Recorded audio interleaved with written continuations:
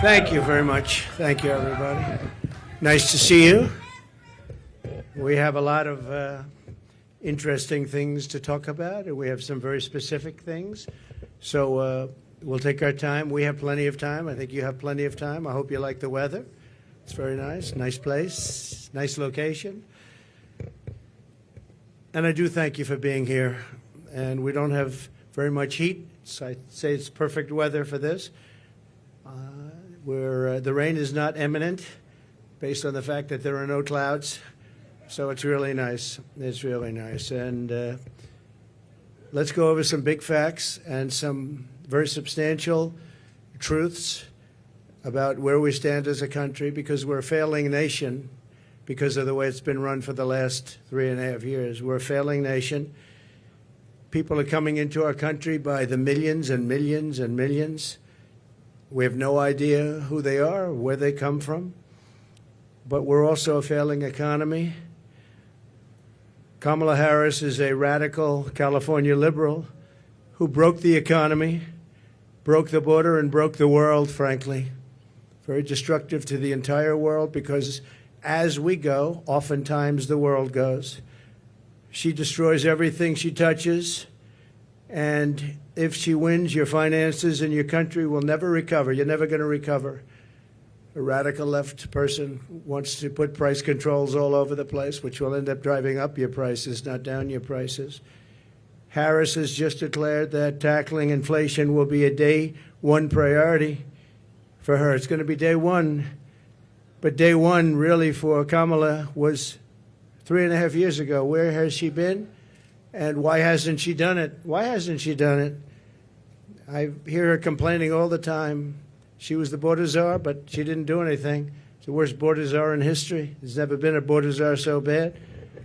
She's been unbelievable in terms of her badness to some of our allies, some of our great allies. You know who I'm talking about. Here is the record of economic calamity that Kamala is desperate for voters to ignore. She cast the tie-breaking votes that caused record inflation. She cast the votes. She's trying to blame Biden, as you know. So it was Biden, but I'm going to do a better job. But it was her. And if she wants to do a better job, she's still got 5 months left, right? But she can't do a better job because she doesn't know how to. And she's of a place in life where she wouldn't know what a better job is. Going to destroy our country. And as a result of Kamala's inflation price hikes, they've cost a typical household a total of $28,000. These are numbers coming from government. They're not coming from me. $28,000 she's cost a typical household. Kamala's inflation nightmare continues to cost the average American family $1,100 every single month. $1,100. Again, government numbers. You're paying $148 more a month on food. That's every month. Average family, because Kamala and her ideas, and Joe Biden too, I mention him, but he's sort of gonzo. It all started with the debate. I should have been a little bit easy. Somebody said, your debate performance was horrible. I said, why? Because you forced him out of government. But I believe she'll be just as bad. I believe she's maybe in many ways going to be worse, because he wasn't really a radical left, but she is. She's real. He wasn't real. So I think she's going to be, in many ways, easier to beat than Joe Biden. What they did to him was disgraceful, by the way, and it really is a threat to democracy. It was a coup by people that wanted him out, and they didn't do not the way they're supposed to do it. $129 more on energy and $241 more. This is all per month on rent. So you have that, $148, $129, $241, and then many other increases. You add it all up, it's thousands and thousands of dollars that she and he have cost people. The cost of a typical monthly mortgage has doubled since I left office, and that number was about 3 months old from government, and now it's tripled. We had mortgage rates at around 2%, close to 2%, and they're now at 10%, and you can't get a mortgage. So that means it's a lot higher than 10%. I guess it is, whenever they want to give over the money, and that's a lot more than 10%. So when you think about double, they've actually quadrupled or more than that. Think of that, quadrupled, which really kills the American dream for young people. Young people are being devastated by what they've done to our country. Grocery prices have skyrocketed. Cereals are up 26%. Bread is up 24%. Butter is up 37%. Baby formula is up 30%. Flour is up 38%. And eggs are up 46%. And many items are up at much higher rates than that.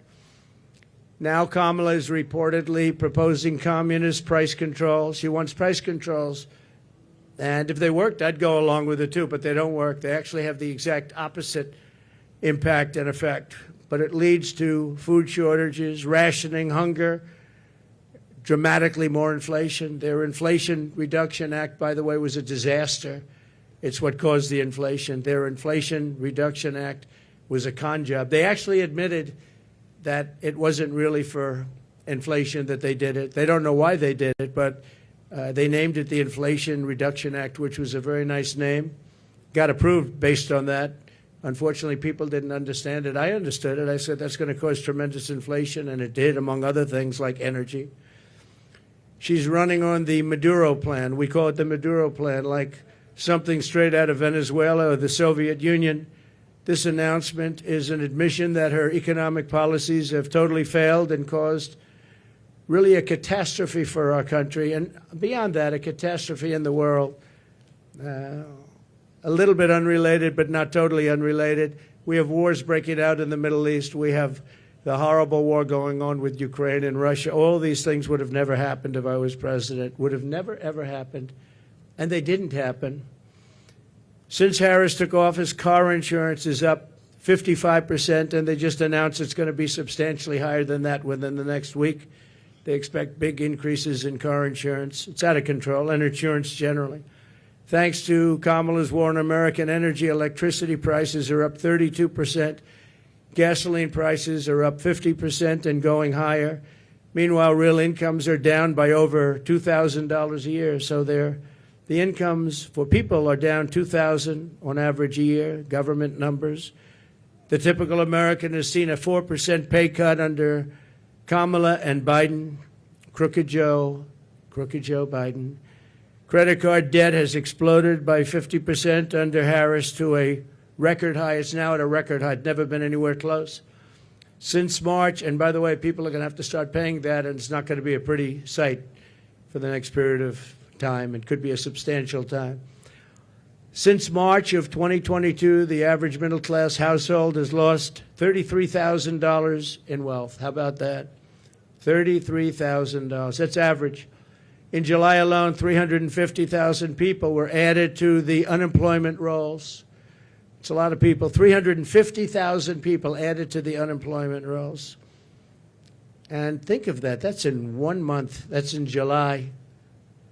Virtually 100% of the net job creation in the last year has gone to migrants. You know that?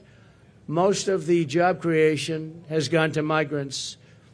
In fact, I've heard that substantially more than beyond the number of 100%. It's a much higher number than that, but the government hasn't caught up with that yet. But virtually right now, as of the time they did this, virtually 100% of the net job creation in the last year has gone to migrants. Harris gave work permits and Social Security numbers to more than 3 million illegal immigrants to steal jobs from Americans. So think of that. And, you know, they're having a lot of problems with Social Security. I'm going to be the one to save Social Security, but they're having a lot of problems with Social Security because under their system of putting all of these people into it, it's going to blow up and fail. If she's elected, Social Security will fail. It'll be a blow-up like you've never seen before. It'll be a bankruptcy of the entire system, probably the nation itself. You don't have to imagine what a Kamala Harris presidency would be because you're living through that nightmare right now, and it is a nightmare. It's a nightmare. And you're going to stop inflation, but we're going to have a crash, and we're going to have a crash like a 1929 crash if she gets in. You saw a gentleman yesterday who got up, one of the top analysts in the world, frankly, and said that if Trump isn't elected, he predicts, and he's predicting you have a stock market crash like 1929. He also said the only time and the only reason the stock market has gone up, even though it had some bad moments recently, but I think we'll take a substantial lead. You saw the polls come out today. We're leading in most of the polls, but you'll have I have a lot of friends over there. So I don't think they're reporters, however, are they? This was supposed to be for reporters. Thank you very much.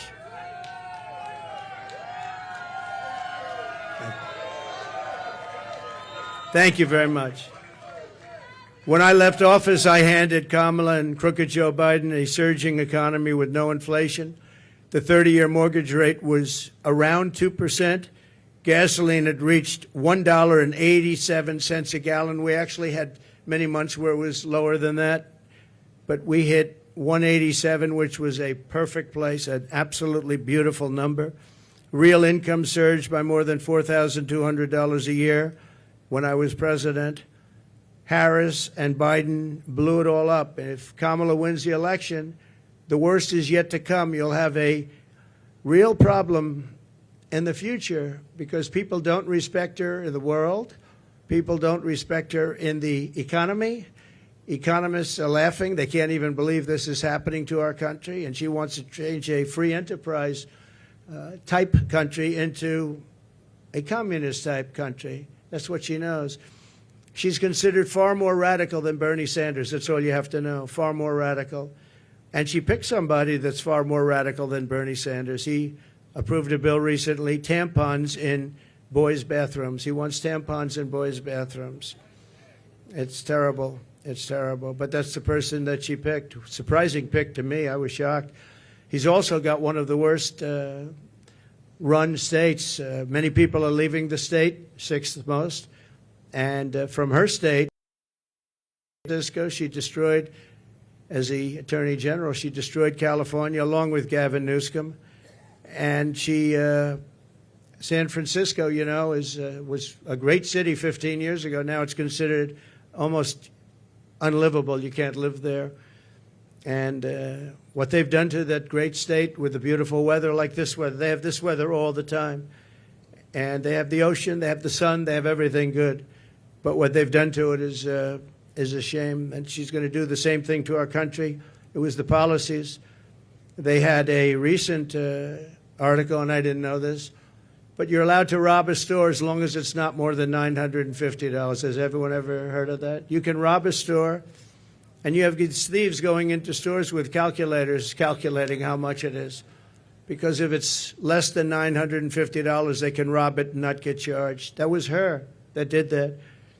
Harris is campaigning on the largest tax increase in American history, including ending the Trump tax cuts, one of the largest tax cuts ever in our country's history, and working with families, a gigantic capital gains tax hike they want, and a new wealth confiscation tax. It's called wealth confiscation tax, which isn't going to make all of her supporters, you know, she's got some supporters that are wealthy people because they're stupid people, but they're wealthy people. She said that a 70 to 80% tax rate is, quote, a bold idea that should be discussed and studied. 70 to 80%. She co-sponsored legislation to abolish very popular private health insurance, which 150 Americans rely on, dumping everyone onto inferior socialist government-run healthcare systems with rationing and deadly wait times while massively raising your taxes. She wants to take away your private health care. There are many people in this country who spend a lot of money on private health care. It's the best health care in the world, by the way.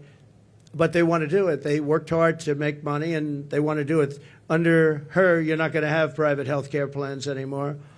And you can be a wealthy person or a middle-income person, and you want to spend on a really good plan, better than a government plan could be, far better.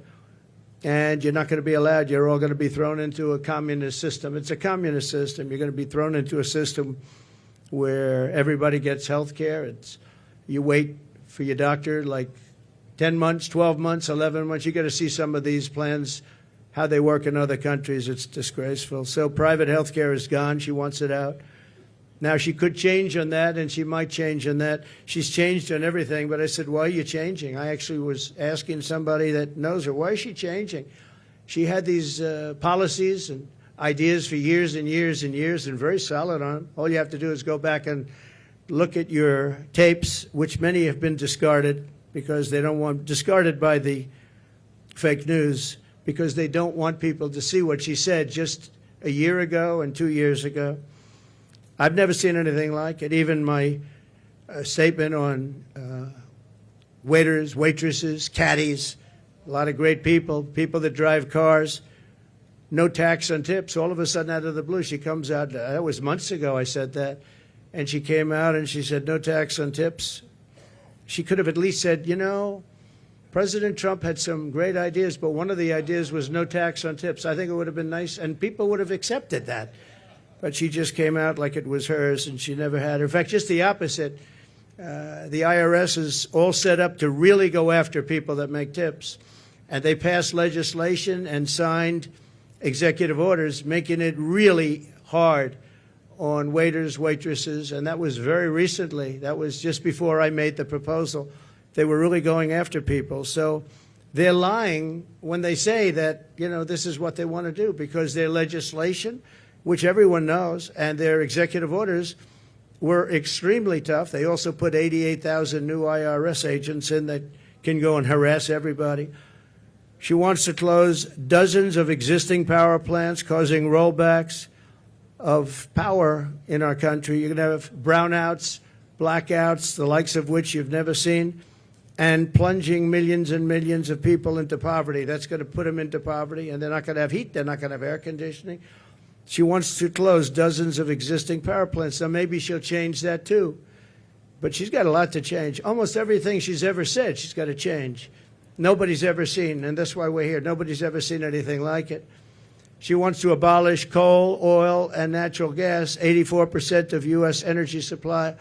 And it's the coal and the natural gas, clean coal, I call it, and oil, natural gas that create electricity.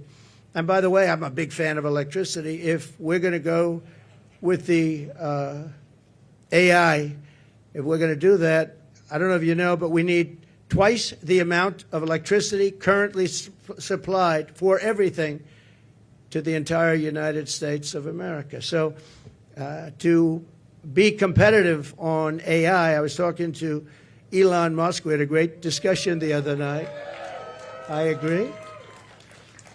And he said a big problem is getting the approvals to create all of that energy, all of that electricity, specifically electricity, and you're going to need that for other forms of modern business too. And I'll get it done, but other people aren't going to get it done. They're not going to be able to get it done. As border czar, and she was the border czar. She was, I don't know if she was proudly called border czar, but that's what crooked Joe Biden called her. She's the border czar. Everybody said it. And then about 2 weeks ago, she didn't want to be called the border czar anymore. She said, oh, I was never the border czar. It doesn't matter.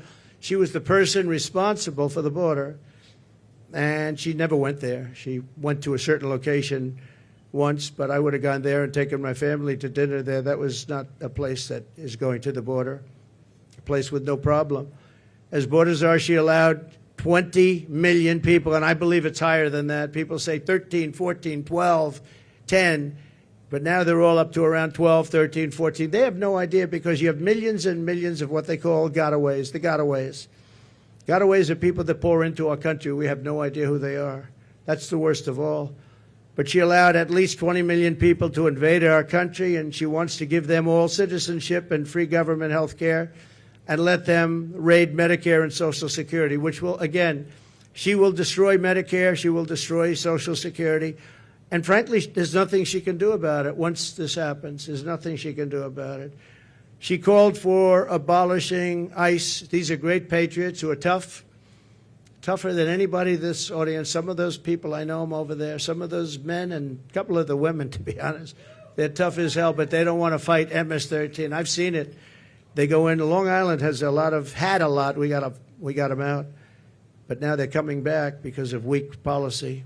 And because of things that she wants to do, like defund the police. You know, she wants to defund the police. Now, she has since said, no, I don't want to do that anymore. The one thing I see with politicians, they always go back to where they were. She wanted to defund the police, and she wanted to abolish ICE. I was going to say, though, these ICE people are incredible patriots. They're tough as hell, and they go into a pack of MS-13 gang members, the toughest in the world, probably the toughest gangs in the world. They come from different parts of South America, and they want to come in and in Long Island, not too recently, but recently, they carved up with a knife two beautiful 16-year-old girls who were walking to school. And the reason they used a knife instead of shooting them was very simple, because it's more painful. They wanted to watch them agonize. And these are animals, and we have to get them out of our country, or we have to put them in jail because we don't want them back. Sometimes you have to put them in jail because their country doesn't want them back. They'll send them back the way they do. Just so you know, I know all of the people that we're dealing with as the heads of countries. And they're very smart. They're very streetwise. And what they're doing is they're taking all of their criminals, and they haven't brought all of them yet. They brought a lot of them, though. But they'll bring all of them. I'm shocked it's taken so long. If I were in their country, it would have gone a lot faster. I will tell you that I would have gotten that, too. And they're bringing them into the United States. They're taking their drug dealers and their rapists, murderers, and every criminal, bringing them into the United States. And their crime rates are way down. They're bringing people from mental institutions and insane asylums into the United States.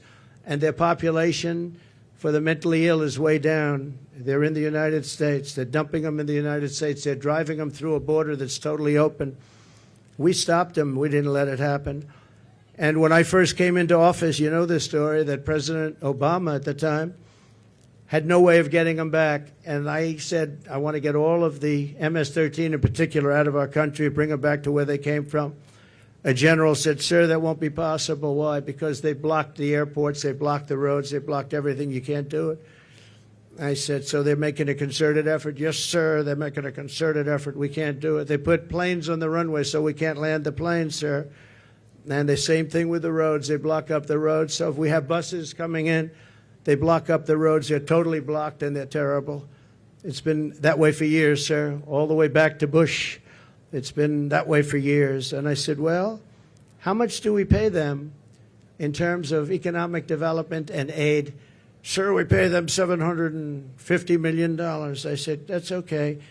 Call them immediately and tell them we're not paying them anymore. And the following morning, I got a call from the three main culprits. Sir, I'd like to speak to you because I don't understand what the problem is. I said, well, you've sent us gang members, and they send them. Remember that. They send them. They said, you sent us gang members, you send us killers, and you send us drug dealers, and you send us horrible people, and when we want to bring them back to your country, you won't accept them. And that's under President Obama and all the way through. And therefore, you're in default. You are in total default of the money that we send you. And we're not going to send you the money anymore. You're not getting any of the $750 million and more. We're not giving you any. You are delinquent. You are delinquent in what you've done. And you're not getting, sir, please, can we talk? I said, yeah, we can talk. What? We would absolutely love to have MS-13 sent back to our country. We think they're wonderful people. They're not wonderful people. They're wonderful killers. But they changed their tune totally. When I said they weren't going to get the money, I don't know why these people don't do it. And the $750 million now is billions of dollars because Biden increased it very substantially. He thinks by sending them money, they're going to send fewer people into our country. How stupid is that? So they're giving them $2.5, $3 billion. The 750, not only did he give it, I didn't even pay after they made the call because I said, you know, you've treated us badly for so many years. We're not going to pay you it anyway. But now they're giving them billions of dollars, billions, much more than when I took over. It was 750. Now they're giving them billions. But they said, there must be an understanding, sir. We would love to take them back. And I said, well, you're going to get them back. And we started bringing them back by the thousands out of Long Island, out of Michigan, out of Ohio, by the thousands. And she compared ICE agents, these brave people, to the KKK. She said, the ICE people, the ICE agents, I compare them to the KKK.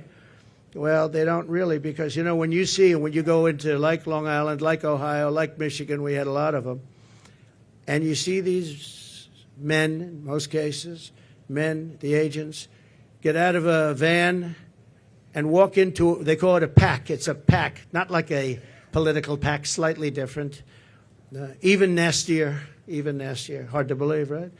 But they would go into a pack of these killers, and all you do, I've seen it so many times, all you do is see fists and feet and hands and fighting. And 2 minutes later, they stand up and they walk out. They have them by the feet. They walk them out, or they drag them out, mostly drag them out, put them in paddy wagons, and they bring them back to their country. They take them back to the country, and the country is open arms now, open arms. And it's an amazing thing. For her to say KKK is very unfair, but she doesn't know. She doesn't want to know. She's a very strong communist lean. She wants to end detention of illegal alien migrants, releasing vicious monsters into our communities to rape, maim, and murder our population. She endorsed defunding the police and no cash bail nationwide. She was the original no funder. And the only thing Kamala Harris can deliver is horrific inflation, massive crime, and the death of the American dream. She is in favor of the death of the American dream because everything she does really stops. Any one of these items stops the American dream. We want our youth to go back and dream of being successful, someday being really successful and employing lots of people, and you can't get up early enough. I gave up that life for a life of politics. I gave up all of these beautiful places that I have all over the world for a life of being abused by the fake news media. And yet I would do it again. Somebody asked me the other day, would you do it again? I said, absolutely. Why would you do it? Why would you put yourself through? They go after you. They weaponize government. You have to deal with crooked judges that are after you and crooked prosecutors. And the New York court system is vicious and totally biased and, frankly, totally crooked. Why would you put yourself through? I said, because we're going to make America great again. That's what we're going to do. And it's very important. So when I win, I will immediately bring prices down starting on day one. We will end Kamala's war on American energy, and we will drill, baby, drill. We're going to drill, baby, drill. That's going to bring down prices of everything because energy brought it up. When they went away from my policy, they quickly went back to it, but by that time it was too late. They lost control. But they've gone back to it, and if they win the day after the victory, they'll stop with all the drilling. But they went back to it because prices were going through the roof. They were going really bad, and that's what caused our inflation, and that's what destroyed the lives of many Americans.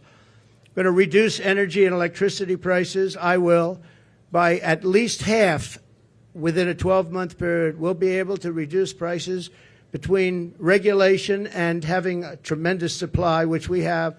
I always say we have more liquid gold under our feet, more than any other nation anywhere in the world, including Saudi Arabia and including Russia. We're going to terminate the Green New Scam. It's called the Green New Deal. It's a scam. And rescind all unspent funds. We're going to rescind that and pay off debt. And we're going to reduce debt. We took almost $10 trillion for nonsense, for absolute nonsense. We'll do bridges. We'll do roads. We'll do things that we need. But we're not going to be spending it and wasting it stupidly and have China laugh at us. I remember when, just a short while ago, Kerry goes, hops in his private plane, flies to China to talk about the energy prices and the energy situation in China with President Xi, who I know very well. Had a very good relationship until COVID came in, but that was a fence too far. But we had a great relationship, and Kerry would go up there, and he'd leave so happy. But they don't do anything. They just talk. They said, oh, yeah, we're going to do that. Oh, as soon as we get to it. In the meantime, they're building a coal plant every week, but now I hear it's 2 coal plants a week.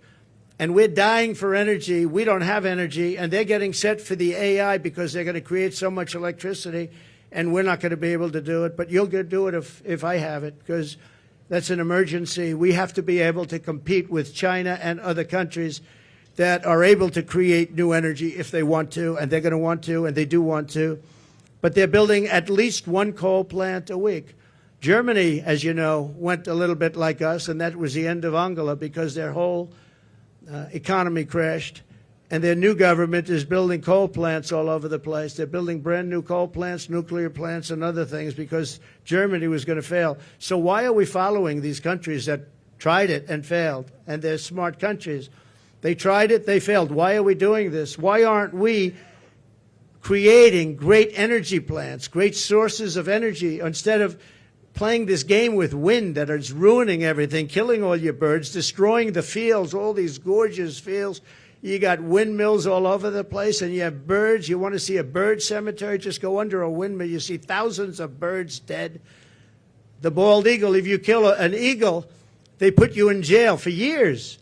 And yet these windmills knock them out like nothing, and nothing happens to the people. No, it's a green scam. It's a shame. Look, I'm all for clean energy. I want clean water. I want clean air. But you can't destroy your country over it. You just can't do that. We want to stop wasteful spending and big government special interest giveaways. You have giveaways. You have some of these people that are giving. Look, they're not giving millions and millions of dollars to politicians because they like their policy. They're giving it because they made deals. They're going to take over lots of different things in our country. They're going to build windmills as an example. They're going to build big solar fields that take up half the desert. Massive solar fields, and I'm a big fan of solar, but it can't fire our plants. It's not going to fire our plants. Fire up those plants. We got to get them going, and the only thing that can do that is fossil fuel right now. And the only thing that can make electricity, which we all want, is right now fossil fuel and nuclear. And nuclear has its place, a very big place in our country, very big place. China is going with nuclear. France has been going with nuclear for many years. We want to end the Biden-Harris electrical vehicle mandate. We have to get rid of the electric vehicle mandate. And look, Elon endorsed me strongly, most powerful endorsement. He said it 3 or 4 times the other night during our little chat. But a chat that was very well listened to and attended. We know that, right? It broke every single record, I think, in history. And he's a great guy. But I told him, I said, you know, I have one problem. I'm all for the electric car, but it's a very small percentage. I think the electric car is incredible. I think what you've done is incredible. But people are going to want, some people are going to want gasoline-propelled cars. They're going to want hybrids. They're going to want other types of cars. And Elon, you know, they're going to have to do that. And he understands that fully. And I think he was amazed by this electric vehicle mandate. They want it for trucks, too. If you do it for trucks, you're not going to have any. You talk about a supply chain problem. A truck going from New York to Los Angeles, if it's electric, will have to stop 6 times for long periods of time.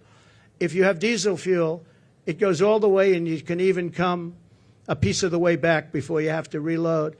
And with diesel, the truck gets lighter because you're using up the fuel. With the electric, it stays at a heavy weight. An electric truck is 2.5 times heavier than what we would call our traditional trucks. And a man from a company said to me, you know, sir, I've been buying trucks. For 50 years I've been buying them, and every single year they got better and bigger and stronger and more powerful and more efficient, more fuel efficient. And now we build apartments in the truck, sir, and you would be proud to stay in those apartments. And then I say, I don't know if I would. But I know exactly what he meant, those big, he said, it's incredible, the trucks. I said, who builds the best truck? He didn't tell me. He said, they all do. You have 4 companies, 5 companies, they all do, sir. They build great ones. He said, but for 50 years, they got better. Every year, I started off with 1 truck. I said, how many trucks do you have now? 27,000. I said, 27,000, and all big ones. He's the biggest. This is the biggest. He said, for 50 years I've been buying, and every single year they got better, more efficient, stronger. He said, if they make us buy electric trucks, we will go back 70 years because the truck is worse than the one we had 50 years ago. And he said, I won't partake in it. They want people, they want the truckers, the trucking industry to do that. One other thing, the truck is heavier, and the battery is much larger than the tanks. And the battery would take up about half of the payload. Think of that. But just as importantly, the battery and all that goes into electric is much heavier The truck it weighs 2.5 times more than a normal truck fired up by diesel. And he said, if that's the case, sir, you would have to rebuild every single bridge and road in America because the weight is so enormous.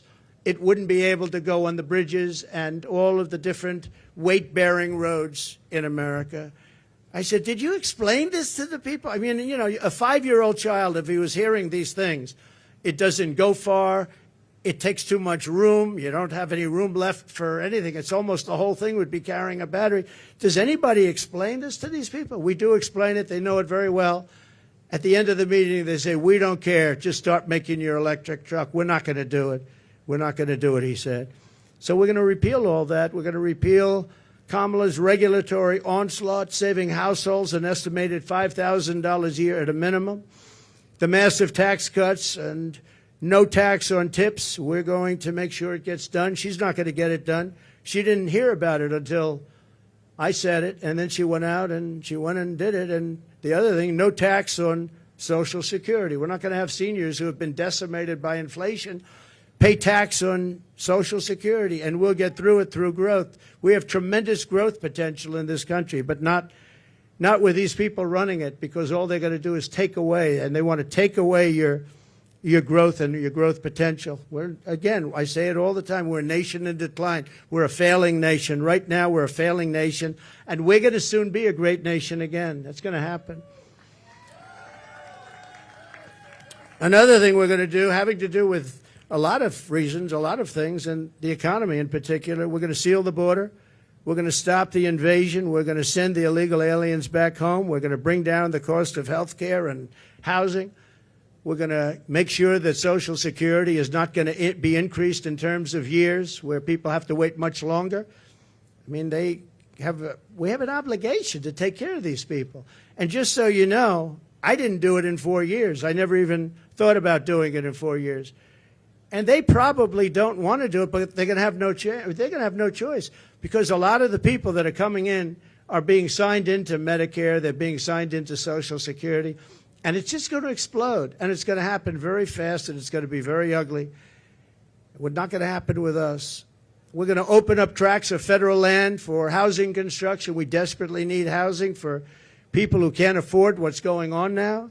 And when we open it up and we take off some of the restrictions and regulations, you know, in California, 50% the cost of a house is regulations. They have to adhere to regulations that bring the cost of the house up by 50%. We're going to bring back our supply chains to stop costly supply chain disruptions. We have tremendous disruptions. I have it all the time, and I think you do too. We order things, and I keep saying, well, when's it getting here? Sir, there's a supply chain disruption. And, I mean, you end up getting stuff like 3 months late now. I don't know, all these geniuses over here, I think we can say that. I'm not sure that you're necessarily as much into it, but they are.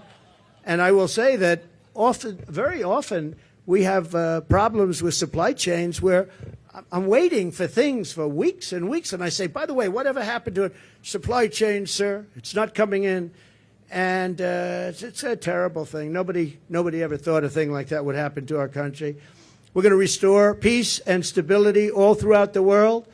And you all know Viktor Orban.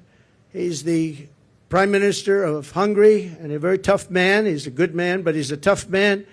And they asked him, what do we need to stop all of the wars with Israel? What do we need to stop the wars in Russia and Ukraine and all the other wars that are starting? He said, when President Trump was here, we had no wars. We didn't have Russia lining up at the borders to go and attack Ukraine. We would have never had Hamas, because Hamas had no money, because Iran had no money. I said to China and everybody else, if you buy from Iran, you can't do business in the United States. And I'm not looking to be bad to Iran. We're going to be friendly, I hope, with Iran. Maybe, but maybe not. But we're going to be friendly, I hope. We're going to be friendly, but they can't have a nuclear weapon. They can't have a nuclear weapon. And we were all set to make sure that they don't have a nuclear weapon, because once they do, it's a whole different world. It's a whole different negotiation. But Viktor Orban said, if you put Trump in, nothing's going to happen. Everyone's going to be peaceful, because they were afraid of Trump. Now, I don't like saying that I said that. I would say maybe they respected Trump. But he said They were afraid of Trump. They didn't know where he was coming from, and they were really afraid of him. They're not afraid of these people. And being afraid isn't so bad, but I would say more importantly, they respected me. But he didn't use that word. He said they were afraid of Trump. And we would have not had any problems with China and Taiwan. We wouldn't have had any problems with Ukraine and Russia. We wouldn't have any problems with anything. But we will stop inflation. We will make America affordable again. And we're going to bring back the American dream. We have all these young people. They're coming out of schools, colleges, everything else, and they're not going to have the American dream. They don't even think about the American dream. Right now, they just think about survival. And I just want to end by saying we have tremendous potential in this country. We can do amazing things, and we can do them fast. We have to get the criminals out. We have to get them out immediately and fast and tough. We're going to rely on our local police. Our local police law enforcement has been so incredible. And they know. Somebody said, how will you get them out? How will you know? The local police know the name and serial number and middle name and last name and where they come from of every single bad guy that's come into our country. And we're going to rely on local police, and we're going to make sure that they have immunity from prosecution because, frankly, our police are treated horribly. They're not allowed to do their job. You know that better than anybody. They're not allowed to do their job. If they were allowed to do their job, we wouldn't have cities that have crime rates. You look at Chicago. On the 4th of July weekend in Chicago, think of this. 117 people were shot and 17 died. Afghanistan isn't anything like that. And speaking of Afghanistan, the single most embarrassing day in the history of our country. And yesterday I saw they gave $85 billion worth of brand new military equipment that I rebuilt the military. So this was equipment that to a large extent I bought, but brand new. And they had a parade yesterday, a beautiful parade. We were going to get out with dignity and strength. We were there for 21 years. And we were going to keep Bagram because it's 1 hour away. Bagram is this massive Air Force base that I visited. It's a massive base. And we were going to keep it because it's 1 hour, not because of Afghanistan, but because it's 1 hour away from where China makes its nuclear weapons. And they were showing it off yesterday, but the fact is that China now controls Bagram. China, can you imagine that? And we left. We were going to stay there. We were going to keep it. We were going to get out with dignity, strength. We were going to take our soldiers out last, not first. We took our soldiers out first. I dealt with Abdul, and he's still the leader. Strong man, smart man, but he understood that if he did anything, because we were losing a lot of people to the snipers, and under Obama, it was terrible. It was brutal. They'd be walking around and just get shot, and that was the end of them. Our people, and other people too, civilians. And I let him know that if you do that, we're going to hit you so hard like you've never been hit before. But why, he said, do you send me a picture of my home? Why? Why do you send me a picture of my home? I said, you'll have to figure that one out later. But I said, we're going to have to hit you people so hard like we've never hit anybody. And he understood. And he said, yes, Your Excellency, I understand. He called me Your Excellency. I wonder if he calls that to Biden. I doubt it, right? But he understood that, and he respected us. And for 18 months, not one American soldier was killed. Not one. And then I left because of an election where I got millions of more votes than we did in 2016. We got millions of more, from 10 to 12 million votes more. Think of that. No president has ever gone with that kind of an election uptick. Usually a president will get less. President Obama got less, much less, his second time, but he won. But he got much less. We got 10 to 12 million votes more, and that's not including other votes that we can talk about at another day. But this is their votes, 10 to 12 million more. And we left, and that's when all the problems started. We didn't have these problems. We would have never had a problem with Abdul. We would have never had a problem with anybody, frankly. And I'd have to say, you're looking at things behind me. They did a nice job. Wow, I haven't gotten to see. That's good. I don't like the tags very much. Look at that, up 46% eggs. Wow, up 65%. Wow, school lunch is up 65%. How can a family afford that? But look at this over here. What a nice job. I think I'm going to take some of them back to my cottage and have a lot of fun. Like the Cheerios. I haven't seen Cheerios in a long time. I'm going to take them back with me. Bacon is through the roof. They're all through the roof. The milk, everything is bad. And we're going to straighten it out. We're going to bring prices way down, and we'll get it done fast. And with her, it's just talk. She's a radical left San Francisco person who destroyed the place. And I don't know. It's hard to believe that she can even be in the discussion. They had a group of 12 people that she was considering, and they put her name in there, and they marked them, who were the best and who were the worst. And she was actually rated the worst of the 12. They had 12 plus her, 13 people, and they rated her the worst. Now, 6 weeks ago, she was considered to be a failed vice president and a failed administration, a disaster. And now all of these people are talking about her like she's Margaret Thatcher, liberal version. She's not smart. I don't believe she loves our country. And we cannot have our country destroyed, because once that happens, it'll never be able to come back. Okay? If you'd like, we can ask a few questions. Mr. President, it's been reported that you recently spoke with Prime Minister Netanyahu, maybe as recently as yesterday. Can you clarify when the last time was you talked to him, and what advice, if any, you're giving him about a ceasefire, about ending this war? The last time I saw him was at Mar-a-Lago, and he came with his wife and a large group of people.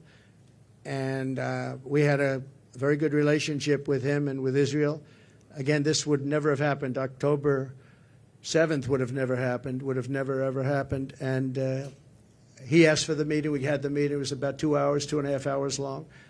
And I expect I might be talking to him, but I haven't since then. No. Did you encourage him not to take a ceasefire deal? Did you give him any advice about ending the war? No, he knows what he's doing.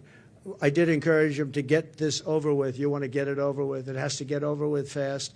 But have victory, get your victory, and get it over with. It has to stop. The killing has to stop. Yes, please. Mr. President. Thank you, President Trump.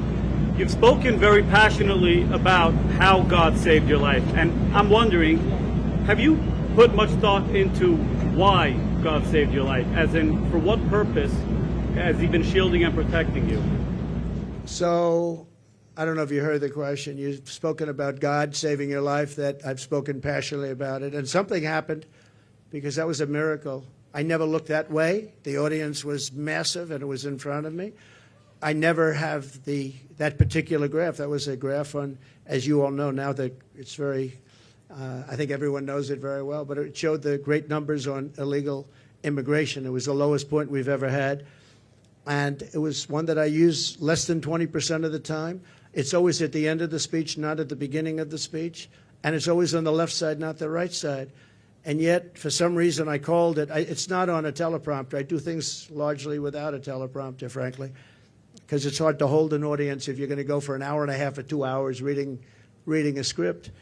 And I just talked about it, and I moved to my right, turned sharply to my right, ping. And if I didn't do that, I'm not here with you. So, yeah, God has something to do with it. It's a miracle, and God had something to do with it. And maybe it's we want to save the world. This world is going down. This world is going down. So it could be. But I believe that. I believe that. My sons are very good shooters. They're like scratch golfers, better, relatively speaking, with shooters, great shooters. And Eric and Don both told me from 130 yards. I said, well, that's pretty far away, isn't it? They said, no, that's like a 1-foot putt with, weapons like the one being used. Plus, he was a good shooter. This guy was a good shooter. He went to the range and shot a lot, and he was supposed to be a pretty good shooter. They said a bad shooter would hit the target almost 100% of the time. So something happened. And I have to say the Secret Service sniper did an amazing job. He had 5 seconds to find the target and hit the target, and he hit the target within, think of this, 5 seconds. And he was much further away because he was over here, and this other person was over there. So you have to give credit. And I have to also say about the Secret Service, when I was hit, I knew it because when I touched, there was blood pouring all over my hand. I said, I guess I know what that is. And I was going down for protection. And they were screaming, get down, get down. There was bullets. And those Secret Service guys were, and person, Kate, they were on top of me in a matter of, I think, 3 seconds it was timed at, and bullets were coming out. I would hear the bullet. I didn't realize you could hear it, but now I know very well. Those bullets were going right over my head. They were there and very brave. There was nobody that said, I'm not going to be going there. They just, they were there very quickly, and they were very brave. There were mistakes made, obviously. He shouldn't have been up there. The roof should have been taken care of, and there were mistakes made. There's no question about it. But there was a lot of bravery also. We have to remember that. Okay, thank you very much. Mr. President. Thank you. I'm going to talk about credit card debt for just a second. You've got all these items. It's a record. It's a record. Credit card. 48% up. And many families going into debt just to pay for groceries. Yeah. What's your message to Americans right now that you can make America affordable again? Well, I would say my message to them. So he said, credit card debt is at the all-time high. It's never been like this. What's your message to America? How are we going to solve that, and what will they do? You know what I think they should do? They should, on November 5th or sooner, if it's early voting, which largely it is, which is ridiculous. We should have one-day voting, paper ballots. We should have voter ID, and we should have proof of citizenship, because people are voting and people are going on now without citizenship. But we should do it, and maybe we'll be able to get that done too. It's one of the things I want to do. But my message to them would be very simple: vote for Trump, and we're going to fix the problem. We're going to get it fixed. We'll get it fixed. Follow-up question, yes, if I could. Kamala's been promising on day one, I'll do this. And for basically 4 years, she's promised this day one. Yeah. What will you do on day one to turn this country around? So she is saying when she gets in, she's in now. And especially with Biden, because, I mean, he's not in the best of shape. But you know what? She's in there now. She can do anything she wants. And she's still saying, if you elect me, I'll do this, I'll do... Why didn't she do it? Here's my one question. It's the easiest question, because she complains about everything. Why didn't she do it? That's all I ask. On day one, we're going to drill, baby, drill, and we're going to close the border, and we're going to let people come in, but they're going to come in legally. They're going to come into our country legally. But on day one, we're going to do many things. You know, I can do a lot of things at one time. But the question's often is, what's the first thing you're going to do? I would say we have a tie. We're going to close the border. We're going to stop the millions of people coming in, and we're going to take all of the criminals that have come in, and we know every one of them. I know. And the local police know better than anybody else. They're going to work with us. I've spoken to a lot of the sheriffs, every police, virtually every law enforcement group in America has endorsed Trump. I don't think anybody's endorsed Kamala. Not one. I don't think anybody's endorsed him. And you know that better than anybody. In Florida, all over California, they've endorsed me. We have the relationship I have with law enforcement. And these are great people, and people that we have to really cherish and respect and let them do their job and protect them. And you'll always have a bad apple in everything. You have bad apples as reporters. That I can tell you many. I'd say about 80%. But you're always going to have bad apples. But you have very, very few when you look at it. Very, very few. You have to let them do their job. You have to protect them. But basically, we're going to drill, baby, drill. We're going to get the energy prices down almost immediately, and we're going to close the border, and we're going to get the crooked ones out, the bad ones out, and we're going to let a lot of people come in, because we need more people, especially with AI coming and all of the different things, and the farmers need, everybody needs. But we're going to make sure that they're not murderers, killers, drug dealers, and the kind of people that we have largely coming in right now. Okay? Mr. President. Many of your allies who want you to win in November say your current strategy isn't working, that you need to stop with the personal attacks on Kamala Harris and deliver a more disciplined message. Do you agree? And also, you added more people to your campaign today. Yeah. Is that a sign of a shifting strategy? No, I think it's a sign of we want to close it out. We have great people. Susie is fantastic, as you know, and Chris is fantastic. They're leading it. Corey Lewandowski's coming in.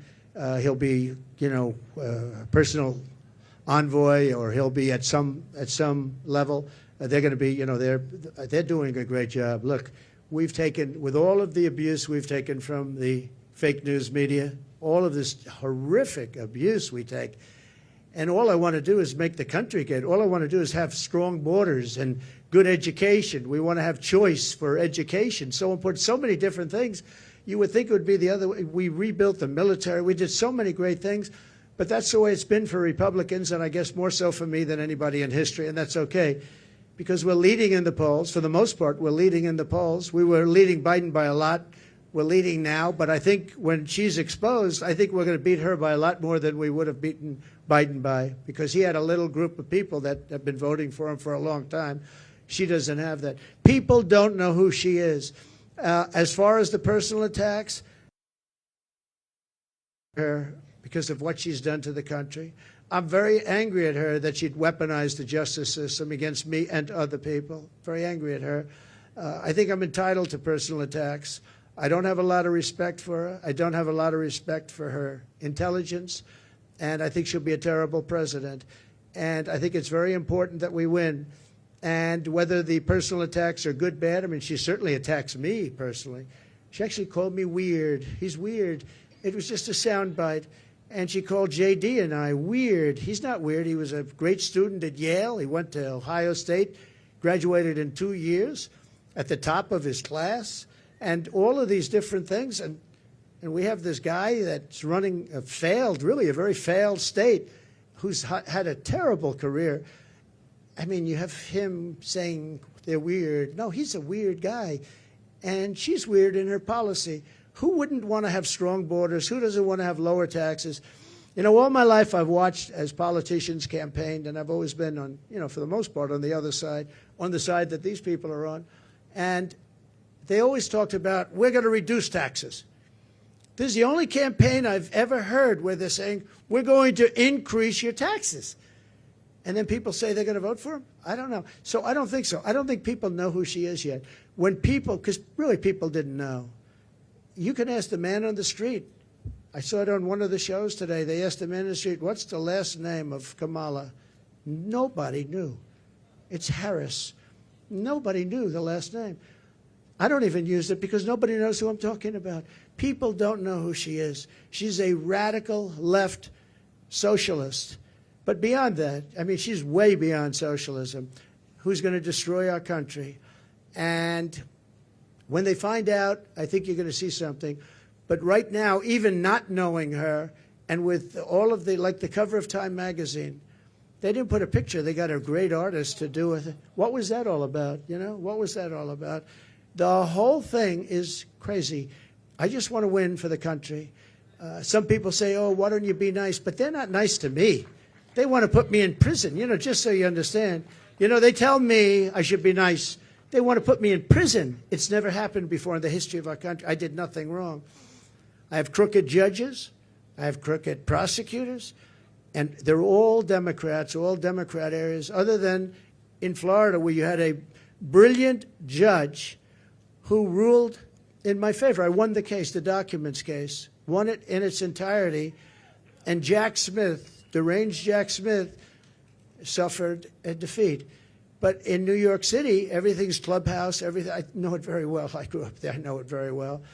And we have a very crooked system. And it's one of the reasons that New York is dying. Nobody wants to come in. No companies want to come in because the courtroom system is so corrupt, both at a federal level and at a state level and a city level. And they put you into an area where you have 3% Republican vote.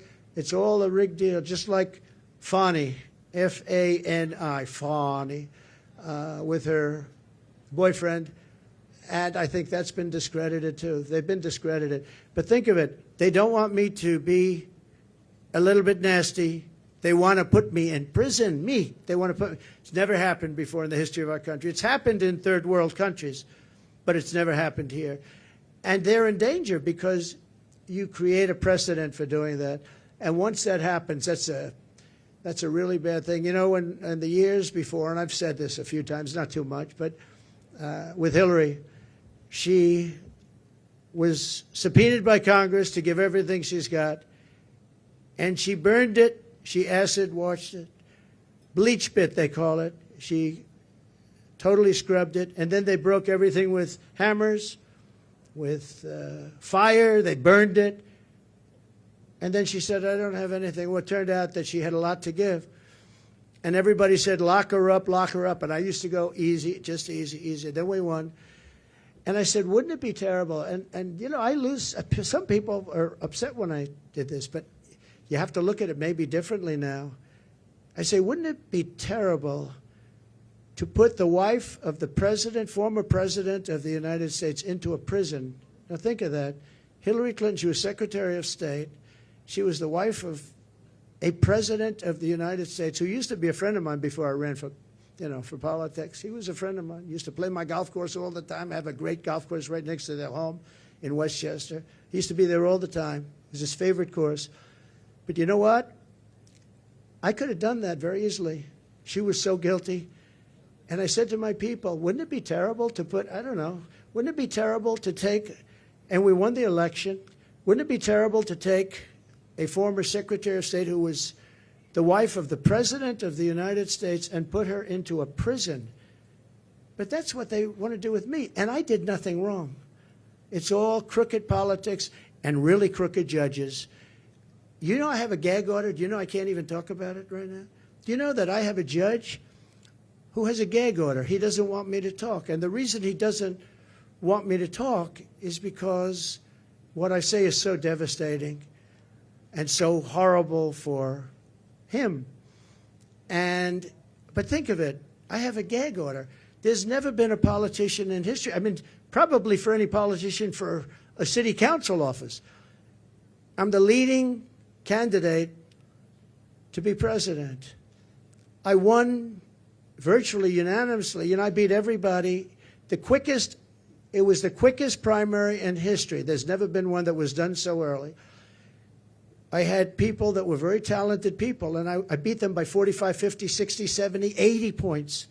There was never a close race. Nobody was even close. Good talent. They weren't close. And I'm running against the Democrats. So it's a two-party system, whether we like it or not.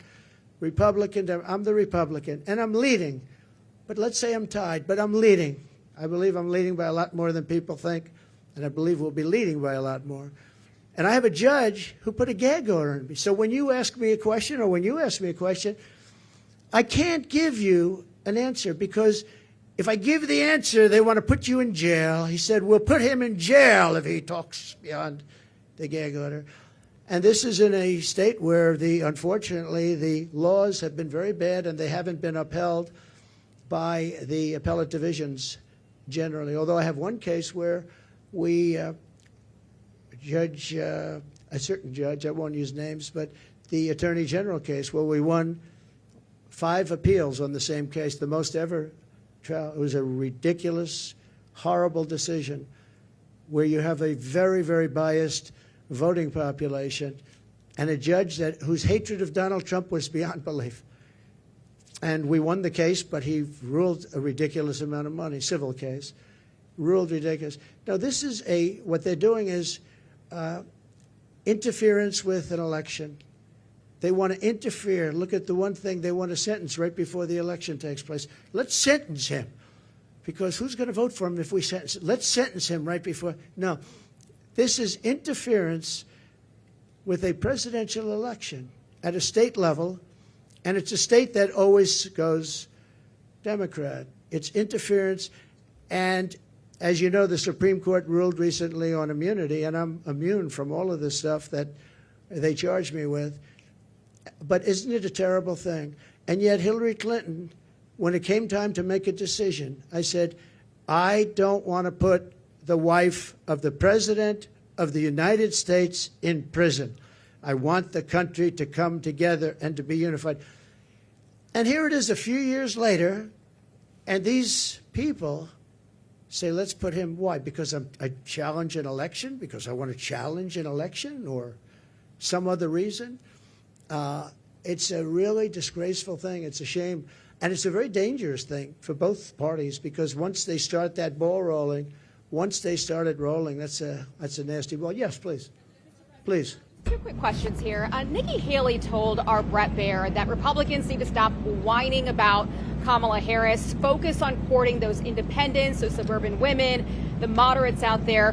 What do you think of that strategy, and would you consider having Nikki Haley on the campaign trail with you? Sure. I think that we've done very well. I think that we're hitting a nerve. I think this is a different kind of a race. All we have to do is define our opponent as being a communist or a socialist or somebody that's going to destroy our country. You know, I fought Nikki very hard. I beat her in her own state by legendary numbers. And I get along with her fine. I appreciate that she endorsed me and all of that. No, I think that, I think relatively to what they're doing and how radical they are and how, in many ways, how sick they are, I think I'm doing a very calm campaign. I mean, we're here. There's no shouting. Now, you'll say he ranted and raved, and not you, but some of you will say he ranted and raved. I didn't rant and rave. I'm a very calm person, believe it or not. If I wasn't, I probably wouldn't be around anymore, you know, probably wouldn't be around. But no, I think I appreciate her advice.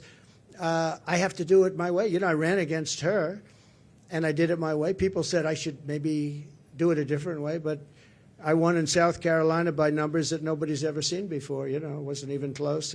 And I think she's a good woman. I'd love to have her support. Yeah, she gave me support, but I'd love to have her go around and campaign. Quick follow-up on the economy. You mentioned this in your remarks. Vice President Kamala Harris wants to put a ban on price gouging. Do you think that the federal government should be responsible for determining food prices? Well, not only responsible, they probably can't do it legally, and that will drive up prices. She wants no fracking. Now, she may go and change that. I think she's already changed it. But she wants to have no fracking. I want no fracking. But for her whole life, she said that. No fracking. Then about, I don't know when, a couple of months ago, all of a sudden when she started looking at polls, remember this, she all of a sudden says fracking. I don't think I won Pennsylvania, and I did much better the second time. I won it in 2016, did much better the second time. I know Pennsylvania very well. I don't think there's any way in hell that somebody that's intelligent living in Pennsylvania is going to vote for somebody that basically will eventually end fracking, end fossil fuel. So whether it's Oklahoma or Texas or Pennsylvania, a big energy state, people don't realize that 350,000 people work in that industry. But maybe more importantly, they don't want to pay $9 a gallon for gasoline. So, no, I think that she's made statements. I don't know how you get out of it. I don't know how you can say for 10 years there'll be no fracking. I mean, we have tapes of her laughing at the stupidity of the question. Of course I'm not going to allow fracking. And then all of a sudden, a few months ago, she comes out in favor of, oh, yes, I'd allow fracking. I don't think anybody in Pennsylvania will be, I think she's going to do very badly in Pennsylvania. You have to frack. We need the energy, and Pennsylvania needs the jobs, but Pennsylvania needs the energy also. That energy is going to support our new system for AI and all of the other modern things that need massive amounts of electricity and energy, massive. So it's a very good question, actually. But we have to unify as a country. We have to come together, and I think we can. You know, I get that question oftentimes, and I used to think maybe there's no way because, you know, some people want a border, some people don't want a border. Most people do want a border. But there's such a difference in people. But just before COVID coming out, so 3 years, we went a long period of time, and we had an economy going the likes of which no country had ever seen before. I think you would agree. There's never been anything like it. And people were coming together. People were calling me I would call them radical left. But I would say very liberal people, very progressive people. They came to me. We would like to get together. In fact, we worked out criminal justice reform. I was the only one that could have done that. I won criminal justice reform, and I got that for black leaders that came to see me. Criminal justice reform. Obama couldn't do it. Biden wouldn't even try. But nobody could do it. I got that done. And I got conservative votes to get it done. They needed at least 5 very conservative votes. It was very hard to do. I got that done. Our country was coming together. And, you know, I can tell you the story of criminal justice reform. When you do that, that means that's a big step. But I was seeing people that were not seeable, that I wouldn't want to see them and they wouldn't want to see me. And all of a sudden, I was having lunch with people that, if I told you who they were, you wouldn't even believe it. Our country was coming together. Success was bringing our country together. And it can be done. Success will bring our country together again. It can be done. It was an amazing phenomenon. And I used to say, I don't know, it's awfully tough to get it together. I've never seen anything like it. Like, for instance, me getting criminal justice reform done. And I did that with Democrats and some very conservative Republicans who said it's very unfair where people are staying in jail for 35, 40 years, and today they wouldn't even be charged with a crime for what they did. And we got it done, and I was very proud of it. But our country was coming together. The black population had the best numbers they've ever had on jobs, on income, on everything. The Hispanic population had the best numbers. Asian population, men, women, young people with diplomas from the best schools, Harvard, MIT, the Wharton School of Finance, they're all coming together. And everybody was happy. And young people without a high school diploma, the best MIT students and people without a diploma were all working. They were making more money than they've ever made. There wasn't one group that wasn't doing better than it was the year before, 2 years before, or 10 years before. It was the best our country had ever done, and we were leapfrogging China. China didn't have a chance. I took in hundreds of billions of dollars in tariffs from China. Hundreds of billions of dollars. No president ever took in 10 cents. And what happened was an amazing thing. We had a great, successful country, and our country was unifying. It was the first time anyone's seen it, but our country was unifying. From some of the polling out there, I know you're saying that you're leading in some polling, but there is other polling out there. A Fox News poll out just yesterday has you up by just 1 point. How do you break away? 1 or 2 points, yeah. And Fox News has always been my worst poll, believe it or not. And even Fox News had me up by 1 or 2 points yesterday. Came out, I think, 2 points, 1 point. I also think, I tend to poll low. In some cases, really low. In 2016, I was polling low because people didn't want to say who they're voting for. I don't know if that's supposed to be a good thing or a bad thing, but it is what it is. And we did very well in 2016, and we did much better in 2020, much better, but bad things happened. Through COVID, very bad things happened, so we're not happy about that. Yes, I've seen you around a little bit, so go ahead, please. Mr. President, thank you for doing Thank you very much. Thank you. So you talked about how COVID from China was a fence too far. What's your plan for holding China accountable if you get reelected? Well, I want to get along with China. I had a great relationship with President Xi. We made a fantastic trade deal, $50 billion of farm products and manufacturing products they had to buy here, and they were adhering to it. They don't adhere to it anymore because they don't respect Harris or Biden. But as you know, we signed a trade deal with China, and it was actually better than even the USMCA. It was a great trade deal. China had to buy $50 billion, not $15 billion, not anything else, $50 billion. And it was a great trade deal. I think that that's one of the underrated things. I think we'll have a great relationship with China. I hope we're going to have a great relationship. But it's got to be a fair relationship. China was taking advantage of the country for years. But so was every other country, in all fairness to China. Every single country was taking advantage of the United States. I can't think of one country where we were doing better than them. Japan was taking, Abe was my dear friend, one of the great men, great leader. But all of these countries were, I used to say, who signs these agreements? It's amazing that we economically survived because we had such bad negotiators or people were getting paid off. I actually looked at some deals. I'd say nobody could be so stupid to sign a deal that's so one-sided. Whoever made this deal has been paid off. And then I'd look into it a little bit, and all of a sudden he's working as an agent for that country 3 years later, 5 years later. Now, we changed a lot of those deals. South Korea, we changed the South Korea deal. We made it from a horrible deal to a good deal. I changed the Japan deal. But I made a great deal with China. They had to buy $50 billion worth. They never bought anything like that. In fact, it was a misunderstanding. When I said the people were negotiating, what number are we talking about? They said 15. I thought they said 50. So when they came back to me, they said, sir, we're all set to get it going. I said, good. What's the number? 15. I said, you told me 50. Why are we going down to 15? They said, no, we said 15. I said, you told me 50. Actually, I heard them wrong.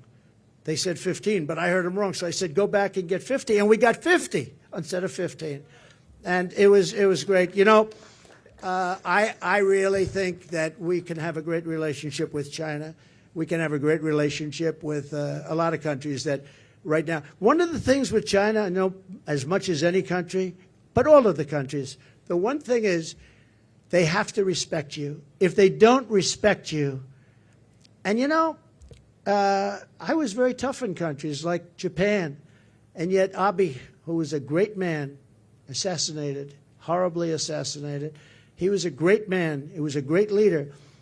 But I believe, and I was very tough on him. I was very tough on Russia. Russia, I was probably the toughest. I ended Nord Stream 2. I ended the biggest deal they've ever done, the biggest pipeline in the world, the biggest. All of Europe was going to be supplied by Russia. And I ended the deal. It was dead. And then Biden comes in and approves it. And they say, oh, I was nice to Russia. No, Putin actually said to me one time, you know, if you're supposed to be, like, friendly with me, I would hate like hell for you to be angry at me because you are brutal. Think of it. Not only that, the sanctions, but forget the sanctions. I ended Nord Stream 2. The pipeline was dead. And then Biden comes in, and he got $3.5 million, in all fairness, from the mayor of Moscow's wife. Remember that? During the debate, we brought it up, and Chris Wallace, who's not the father, he is not, there is no resemblance between him and Mike Wallace, that I can tell you. He said, you shouldn't be talking about that. I said, why not? They got the family, $3.5 million from the mayor of Moscow's wife. Why wouldn't I talk about that? He wouldn't let me talk. I said, I'm negotiating against two people, not one. I turned out to be right because a year later, that was a big scandal. Why did he get $3.5 million? But Biden approved immediately the pipeline in Russia, Nord Stream, and he killed the Keystone XL pipeline, 48,000 jobs. He killed it. He did the exact opposite of what he should have done. Yes, please. I know you had your hand up. Nice to see you. Thank you, Mr. President. Thanks for taking my question. You referenced your conversation with Elon Musk earlier this week. I want to ask you about that. You praised how he treats workers, saying they go on strike and you say that's okay, you're all gone, so every one of you is gone. Are you really comfortable with companies threatening to fire workers who go on strike? Well, no, I want companies to get workers that are going to love them and work for a wage that lets the company make a profit so they can go and expand. In that case, they moved, as you know, they moved the company from California, Elon, from California to Texas because they were able to get things that California wouldn't give. And I did ask him one question. You're moving a very big company out of California that's been there for years into Texas. Did the governor ever call you and say, like, let's work it out because we don't want to lose you? And he said he never called. Governor Newsom, he never called. And you would have thought, if I were governor of California and if Elon or anybody else, they have oil companies leaving, I would be calling. But no, Elon wants to run an efficient company, and if he has to he got rid of a lot of people on X or former Twitter. A lot of people gone, and it still works. It still works. So you got to run the company productively, and there are going to be a lot of jobs around. I want it so that a person doesn't get lucky and find a job. I want a person that can look for 10 jobs, and all 10 companies want them, and you negotiate much more than you'd get by doing what you just suggested. So, you know, he's a strong man. He's a strong guy. He's a brilliant guy. And he wants to get the best he can, and he wants to get the best workers. He pays a lot of money to a lot of his workers. It's, to a certain extent, supply and demand. But ultimately, that's what's going to lead to a great country. So. Just to follow up on that really quickly, because some people took that as you saying that you would be comfortable with companies threatening to fire workers. Sean O'Brien, who spoke at the Republican National Convention, saying that firing workers who are wanting to organize or striking is economic terrorism. So just to be clear, that's something that you are not comfortable with? Yeah, they weren't organizing against Elon. He let them go because he was having a lot of problems in California. They were making it impossible for him. In California, what they were doing with the taxes and everything were making it impossible for him. And Sean O'Brien's a great guy from the Teamsters you're talking. Yeah, Sean is great. I think Sean would understand it better than anybody. Don't forget, the unions are really threatened by what's coming in, by these millions and millions of people coming in. Sean O'Brien understands that. The black population is absolutely threatened. The Hispanic population is absolutely threatened because these people are coming in. They're going to take their jobs. They're going to make it very, very hard. What's happened in our country is very dangerous, very bad thing. One more on the economy, sir, because Governor Tim Walz is out on the campaign trail today, and he's been saying that he believes that you want things to get worse so that you can campaign on it, that you're rooting for failure. What's your response to that? I wish I didn't have to do this. If our country were run by Democrats and it was run beautifully, where we were really being productive and everything else, I would have never done this. I wouldn't have done it if I thought I couldn't have won. I think I can win. I think I can win easily. Once they're exposed for what they are, which is, radical left lunatics, and that's what they are. They're going to ruin. She's going to ruin our country. Going to ruin our country. And I just hope the people of our country, and I believe they are because I see it already happening, but I hope they are able to think for themselves, because if they think for themselves, if they look at the destruction that's going to be caused by Kamala and this person from out of nowhere, he came out of nowhere, a state that I love that state, but a state that's doing so poorly, where he's the one that signed in tampons in boys' bathrooms. He signed a bill that boys' bathrooms, all boys' bathrooms in Minnesota will have tampons. And what's going on? What's wrong with us? What's wrong with us as a country? So no, I would, if we had somebody doing a phenomenal job, I would be extremely happy. What I want to do is I want to see, even the last few months, I hope the country does really well, even though it would make it probably a little bit harder to win. I hope the country does really well. It's country first. I want our country to do great. If they were great leaders, I would be the first to say they're doing a fantastic job. Thank you all very much. I appreciate it. Thank you. Thank you very much. Thank you. Thank you. Thank you very much.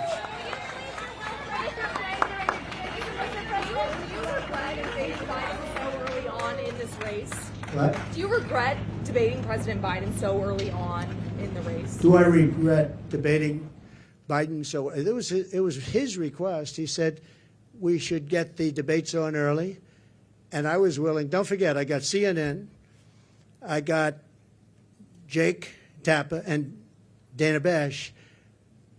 They're not Trump people. They wanted to have a debate where their mics are turned off when the other person's answering the question. They gave me every single thing that I couldn't approve, and I said, yeah, I'll do it. So they got the debate on their terms. They got the network that they dreamt of. But that was really his decision. I had to decide whether or not I felt I wanted to debate him. And I think they didn't want to debate, but I agreed to every single thing. It was a debate where they said, we'll give him something that it'll be impossible for him to accept, and I accepted all the terms, other than when they had us sitting down at a desk, and I said, I think that makes us look bad. I don't want to sit down. Let's stand up. And they agreed to that. Other than that, we gave them CNN, we gave them Dana, and we gave them Jake. And by the way, I have to say, Jake Tapper and Dana Bash were unbelievably straight and honest, and I give them a lot of credit for that.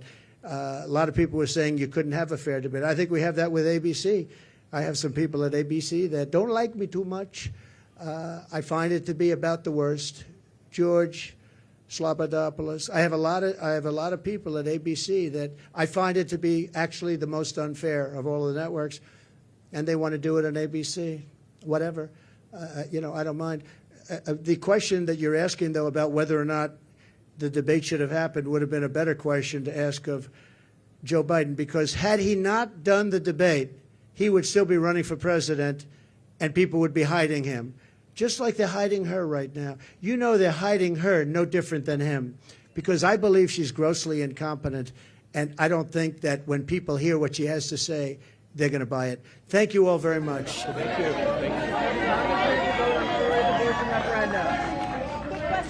Thank you. Wheaties or Cheerios? Which one are you taking? I want them too. Which one are you picking? What happens to all these groceries? She's 100 years old. She wants my autograph. I think we should do it. Go do it. Yeah.